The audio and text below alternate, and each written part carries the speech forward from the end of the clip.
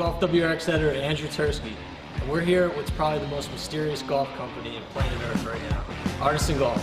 I got John Hatfield and Mike Taylor. We're gonna go exploring in here and figure out what Artisan's all about. Hey, isn't it fun? You do all this grinding nowadays, you gotta have these and have these. I used to not have these. Right. I could stand from way back here and grind these things like money. But hey, age has changed a lot of that. As long as I have these, I can get with it. But it's, wow, your eyesight really, and this, I think doing this work kind of challenges that a little bit. You know, we've always worked to really tight layout lines and things like that. And, you know, I had to wear glasses, but I have been blessed with good eyesight.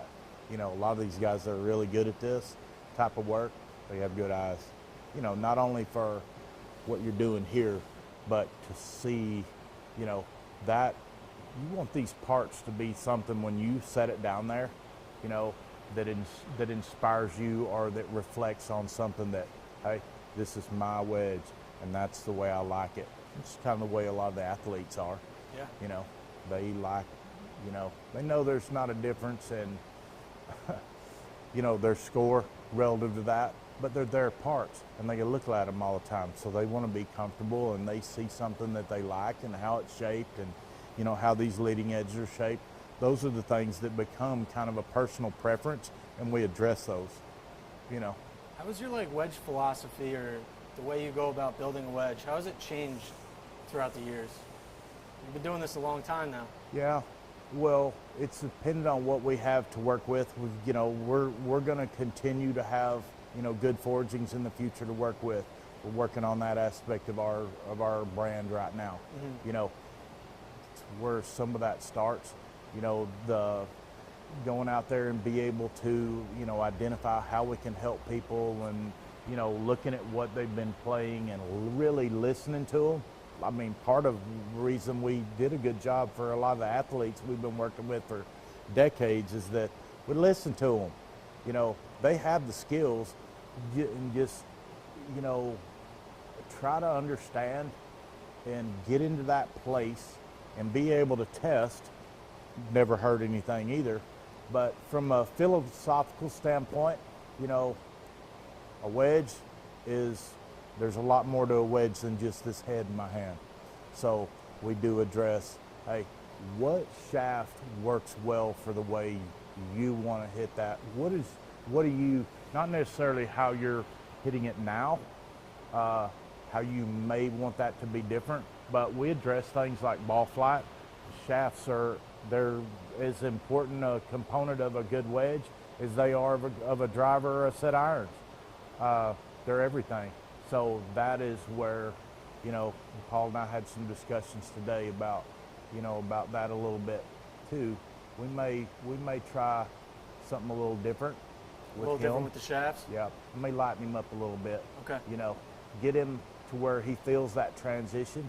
So he need a little easier transition and where he can get he can generate a little bit of speed. I'm not going to take his feel away from him. There's some lightweight wedge shafts out there today that have an incredible amount of feel, but we know what head weights fuel those, and that's truly, you know, with some of the female players that we've started working with and whatever, we need to get an overall lighter product in their hand. They're not as strong as a lot of these athletes, you know. So an S4, it's a great shaft, but it's a little bit of a weight overload for some of those girls. And there's some great, you know, all the way down to, you know, lighter weight, 100 grams, 110. There's all kinds of weights in between, but they're applicable from the standpoint of not only achieving that weight of that total weight of that wedge, but there's some opportunities there for me to hand you a wedge that you kind of have control of how you want that ball flight to look. Some shafts, they become very dictatorial to that depending on how you swing it. If you're a guy that's pretty shallow and you're playing something that's really stiff, you're gonna struggle with some being able to manipulate that a little bit. You know, those are just things that we understand, that we tested. When it comes to the builds or everything, I want you to have the grip on the end of this thing that you prefer. Put on there how you prefer, at the size you prefer, the length. You know, a lot of guys will come in here and they get really concerned about swing weights and things like that. Well, we're concerned with that, but we go about things that I have for a long time is that I want your shaft to have performance. I want to give you all the performance I can of that shaft. The weight of that head is what gives you that. It is what we load that shaft. It's what we develop that energy in that shaft with. So depending on lengths, grips, all of that, swing weights here, they become somewhat of a more of a resultant as we go through this. This wedge over here, that wedge is ready to start through the finish side of the process. I have no idea what the swing weight is on it right now. Right. The sole's where I want it to be. Now, you notice I've got the shaft and grip for it. I put it on that swing weight scale. Now I know, because it's heavy, and then I will work that, hey, this is a weight that works good to make this shaft perform really well through experience, because that shaft is one that we've made a lot of wedge heads for. So then if he's a little long, a little short, grip's a little light or a little heavy, that'll all end up in a swing weight resultant. And then if he comes back to us and goes, oh, Mike, man, this wedge is not good, then that becomes the target from now on, because to get to that resultant, all the other components, if we haven't changed them, they'll always be the same. Do you believe in progressive weighted wedge shafts? Do you think a 52 should be heavier or lighter than a 60? I think that depends on whether, with wedges, I think whatever, like a 52, that's a pitching wedge. I mean, we call them gap wedges. We call this, it's a more lofted pitching wedge. The shots that we hit, they're different yardages, but they're a lot the same. Whatever that shaft is that we're comfortable with controlling the bottom end of that set, 9-iron, pitching wedge, or whatever, becomes very applicable there. Oftentimes, we'll use the stiffer shaft that some players may prefer to control their club head speed in an iron set. If you're not that guy trying to hit a lot of soft ones with that gap wedge, then that's probably the way we go. If you're the guy that likes to, you know, bring it into some of the same scenarios as some of the wedge, hey Mike, I pitch with this, or I do this, then I do believe in softer shafts and the wedges. We're not trying to control as much club head speed.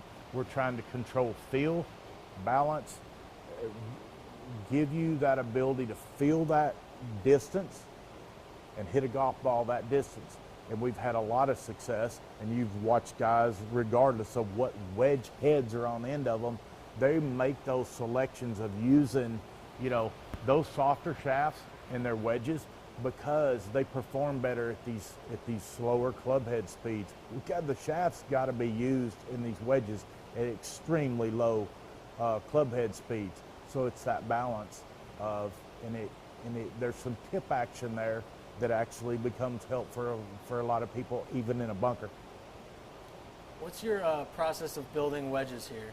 So from the fitting to the order to the final product, how long has it taken you guys, and what's that process look like? 3 wedges. I mean, we can rough them in. We'll get the shafts made for them. You know, it's total time. You know, oftentimes we can do that in a day, but with the way we move stuff through here and all, I'm kind of a creature of habit, you might say. Man, for years, it's kind of still that way. There'll be a whole pile of these carts lined up here probably tomorrow. Okay, well, let's rough soles. You know, let's get in that focus of, hey, this is what this player needs, this player needs, this player needs. Get all these soles roughed in. Then I get these heads in there, and I get all the shafts and grips put together for them.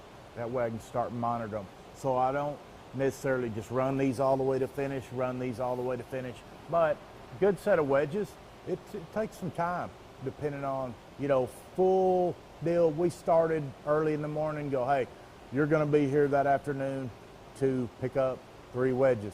We're going to get it on. Because there's a lot of things that we check along the way. There's a lot of QC in this and confirmation. one of the last things that we do before we usually tape blast them and then start filling the stamps and all that is I will sit down over there. I've inspected a lot of wedges at that bench. I've got all my radius gauges there. I've got my targets, but I will take my protractors and everything and go all the way back through each and every one of your grinds to confirm whether, you know, hey, when I blended this, that geometry that I intended to be there is money. And that these are the resultants, these are the cambers, all of that. If there's widths, just like if you look at this bevel that I just put on this for Jack's dad, yeah, Paul, this will be documented as far as the width that it is, the, you know, face sole angle that it is. You could equate that to bounce. This thing has a bounce angle. You know, it's a little narrow, but we found over the years that those little things like that, they can be a big game changer on the front of a wedge. You know, it's just a different way to clean up, rebalance the tool without necessarily going, hey, I don't want him to stick it. If I go in there and pile a bunch of bounce on his wedge, he will just do nothing more but move his hands even more further over here. And when he hits that shot, it's going to get the same result, because it's all about, he's got to get the leading edge into that comfort place, but it's got to release when he aggressively hits it. And this will help that for sure. So all this becomes documented. Hopefully, you know, someday you'll call me up and go, hey, I wore that wedge smooth out and I need 2 more of them. Right. And we'll be all excited. Well, you know, that's what a lot of our commitment is. You know, John probably told you how we do with, you know, our customer numbers. Everybody that comes here, you get a unique customer number. It's your number. Oh yeah. And we will always have these wedges engraved, you know, so there's always a build sheet that documents the build, all the geometries of the sole, profile shapes, anything that I felt like I needed to document on that sheet so that I could rebuild you a wedge. All right, so when he That's comes important. 3 months later, he can have the same exact wedge that he got when he came the first Same build, time. it'll be the same swing weight, same everything, same grip. But let's say you look at our career from the standpoint of moving forward, you know, you do what we did today, guys change. Let's say he moves. A lot of guys move. I've had, I don't know how many guys, hey, I don't play at that golf course where I used to anymore. And you know, my wedges, they're a little different. And they call me up thinking about something else. You know what? Those documents become the foundation oftentimes for something different. You know, we've seen players before in our career, you know, professional athletes, they developed their game and built their game playing in Europe. Link style golf, things like that. Next thing you know, hey, I'm gonna go play the PGA Tour in the United States, different pool table. So we make adjustments, but when you have those geometries documented, those geometries are always a resource for developing something different. Because we had guys that, or let's say you just want to try something. Hey, I want to try this to see how it affects the balance of my wedge game. Well, it's not like we're starting at square one. Right. It's, you know, we've had a number of athletes that we've worked with, you know, in our career that we got a lot of data on, and I always felt like it was very useful to them. You know, maybe, you know, down the road, you know, we've seen product pop up that we made for guys 6-7 years ago, and maybe it didn't work then, but then they find it somewhere and it's like, holy cow, this thing's not bad. The way I'm using them, you know, the way my wedge game is maybe now versus then, guys change their, you know, their balance of the shots that they hit. Now it's game on. Can you make me another one like it? If it's got a serial number on it, I can. And that's what we want to be able to do for people, you know. Give them that experience. Whether it's the folks locally that come in here or the tour athletes that decide, you know, to bring us into their lives from the standpoint of helping them maintain, you know, their game. If you're a random guy in Wyoming, how do you get this Artisan golf experience? How do you get an Artisan wedge in your bag? You know, right now, we're in the midst of changing a lot of that. I mean, I feel like right now our Instagram, Artisan Golf TX, is probably a very strong. That is a very good avenue for a lot of people to get in contact with us. And that's a DM? They send you a DM? Yeah. Direct We message? get that. And we've got things that we send back to folks, you know, where we've got some, you know, and then a lot of times it does lead to conversations, you know, with people. I want to maintain this company as a relatively small, very personalized experience. You know, I don't think this is going to look like huge wedge production. Gotcha.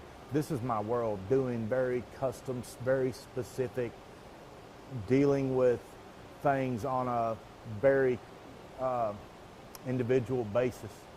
That's what a lot of people always told me they wanted. So I think now is that opportunity. The website is in process, and I think at some point in the near future we'll probably have some phone contacts and stuff like that. But we're very busy people. You're grinding, literally. And we're doing the best we can right now to kind of keep everything covered. You know, it's a lot different, and it's really fun.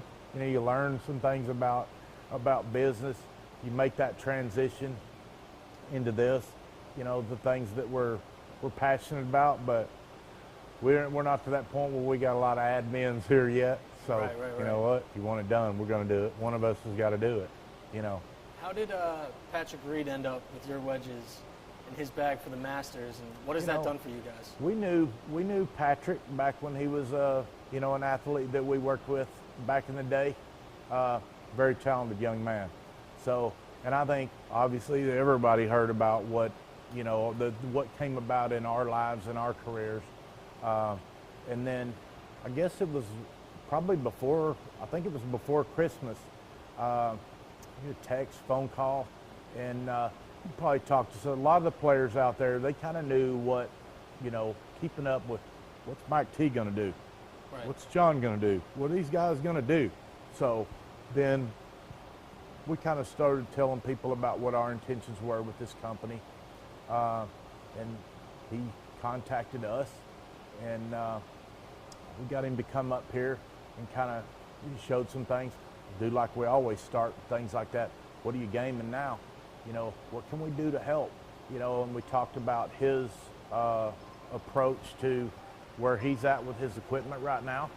That was, sorry about that. That was it's Patrick Reed right now. You never know. You really don't. Right. So that we can understand that. We were a company that worked with a lot of athletes that played, various brands of product at different times in our careers, to being with companies where they all played everything from one brand. But we do understand that the tour athlete needs the best product they can put in their bag to play at that level. He wanted us to, look at some wedges and what we can do. And hey, luckily we had some old forgings here that, got us into that place. He like anybody, he likes, this is what he's comfortable with, and this is what performs well for him at different places on the golf course. So we did, we made probably 8 or 10 wedges for him, different lofts.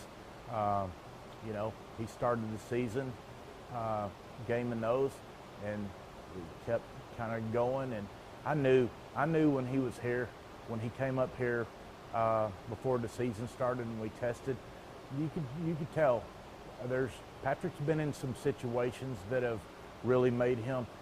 He's very confident, and I felt like he's ready. He's ready to be a contender in some major championships. Oh, yeah. The Ryder Cup, that's a test. It's a big test. A lot of pressure, a lot of, passion there. I feel like he thrives on the pressure, and he's not we afraid to throw a fist bump We were in there, proud too. of him. I think a few days before they got rolling down there, I'm like, that green jacket, I texted him, I think that green jacket will look good on you, And hot dang, you made it happen. It just happens, So we're really proud of that, and it did spur a lot of interest here. That whole afternoon when he was on the back nine, my phone was about to just go crazy.